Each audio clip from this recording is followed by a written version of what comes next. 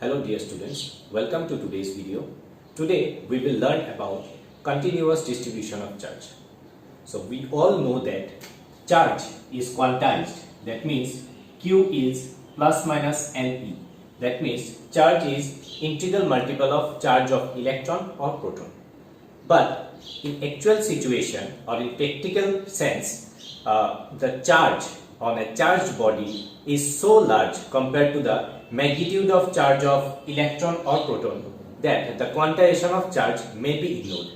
In such case, we have to consider the continuous distribution of charge. So, continuous distribution of charge can be one-dimensional, two-dimensional or three-dimensional based upon shape of the body. So, let's start the first one. First one is linear charge density. It is denoted by symbol lambda. So in that case, suppose if we consider a rod of length L, the linear charge density is given by charge Q per unit length. It is the linear charge density, charge per unit length. The SI unit will be we know that the unit of charge is coulomb per meter. Coulomb per meter is the SI unit of this linear charge density. So what will be the linear charge density for a circular ring? For suppose a circular ring of radius r. So linear charge density in that case lambda will be charge per unit length. Length will be the circumference, so it will be 2 pi r. Second one is surface charge density. Surface charge density. It is denoted by sigma. So in a similar way, sigma is equals to Q by area. Suppose we consider an area having charge plus Q continuously distributed over the whole surface. In that case, sigma will be Q by A, charge per unit area. In that case, the SI unit will be coulomb per meter square. So, what will be the surface charge density for a spherical shaped conductor? Spherical shaped conductor. In that case, charge will be uniformly distributed over the surface of the sphere. So in that case, sigma will be equals to Q by 4 pi r square if r is the radius. Charge per unit area. Area will be surface area.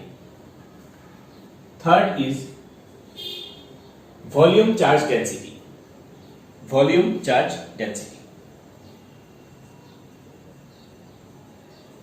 Volume charge density, and it is denoted by rho.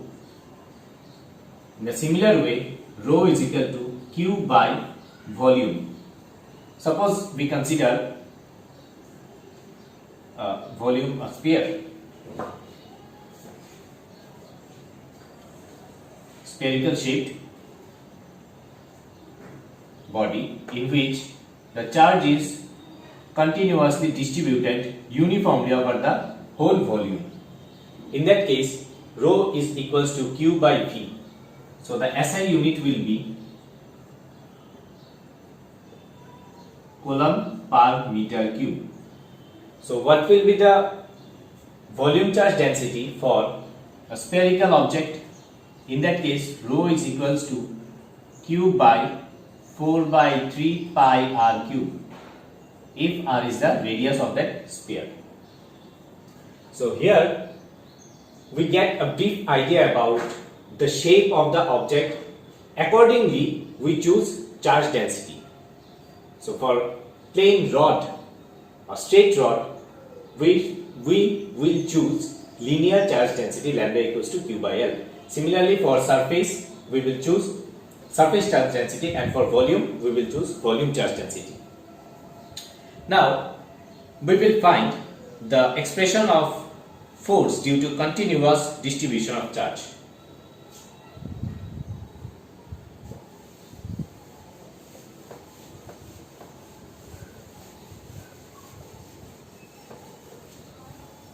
Force, expression of force. Expression of force due to continuous distribution of charge. Suppose we consider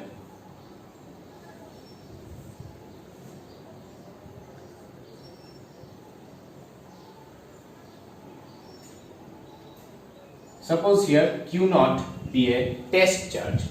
Q naught be a test charge.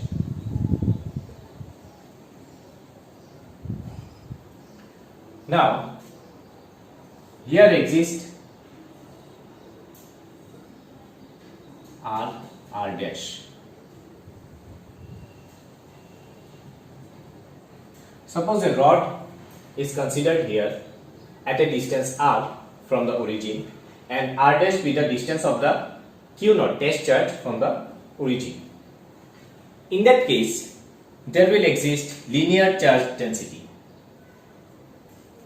If you consider it as vector, the expression of force on Q naught, here we consider a small elementary portion dl, okay, where in that portion dq be the charge. So the force on Q naught due to dl portion will be 1 by 4 pi epsilon naught Q naught into dq by the distance of dq, the distance between both the Q naught and dl will be r minus r dash. So it will be r minus r dash, r vector minus r dash vector whole cube, r vector minus r dash vector, this one. So it will be vector. So what we can put in place of dq? 1 by 4 pi epsilon naught dq will be lambda into dl divided by r vector minus r dash vector whole cube, r minus r dash. It is the expression for force. Actually, the force, it will be df. The force will be due to dl portion. Now, what will be the f? The net force will be integration over the whole length, 1 by 4 pi epsilon naught q naught lambda dl divided by r vector minus r dash whole cube, r vector minus r dash. This is the ultimate expression for force. This was actually df. df is due to small elementary portion considered over the whole length. So in the similar way, if we consider here a surface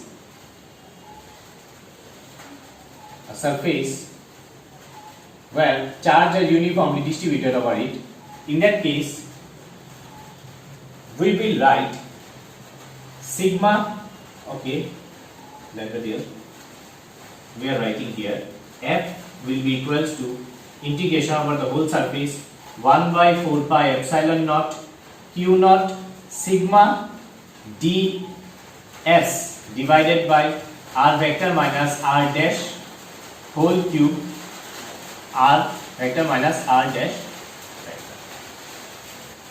Now The third part is when the force is continuously distributed over a volume.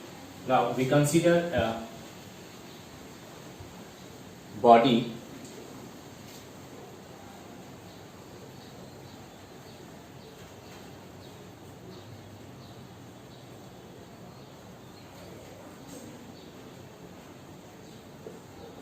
charge is continuously distributed over it and a small volume. In that case, the force will be total integration over the volume 1 by 4 pi epsilon naught q naught rho dv divided by r vector minus r dash whole cube r vector minus r dash. So these are the expression for force due to three types of continuous distribution of charge: over linear, over surface and over volume. So hope student you understood the part which I have explained right now, the continuous distribution of charge. So in the later video I will explain the concept of electric field. So till then, thank you.